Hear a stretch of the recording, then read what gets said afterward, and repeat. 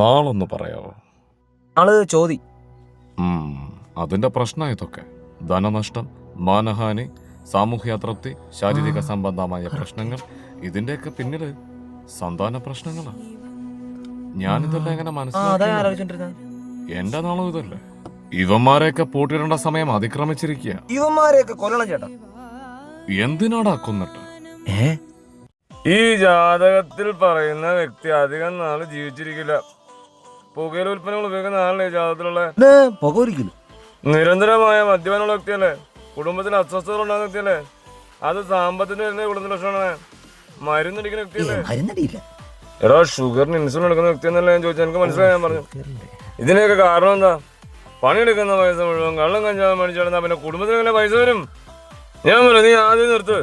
At least നീ റമ്മണി എടുത്ത് brand അടിക്കും. ഓ എടാ, ഇത് ജീവിച്ചിരിപ്പണ്ടാ? ആ നീയാ. ഞാൻ അത് പറയാൻ പറ്റുന്നത് നല്ല ജാതകമാണ് ഇത്. ഭയങ്കരമായിട്ട് ഇത് കണ്ടെനിക്ക് ബാഡ് നെഗ് അടിക്കുന്നുണ്ട്. ഇതിനൊക്കെ അടിക്കണ്ടാ? തിരുമേനി തന്നെയാണ് സംശയം. ഞാൻ മഞ്ഞുമ്മലില്ലാത്ത കുട്ടൻ തിരുമേനി. സംശയം ഉണ്ടാ? നിക്ക കണ്ണടച്ചേ, പാട്ട് കേട്ടെ, പ്രാർത്ഥിച്ചേ, പയ്യെ കണ്ണൂർന്നേ, പലകെ നോക്കിയതേ. Okay, ambience ഒന്നാണ്ടാ?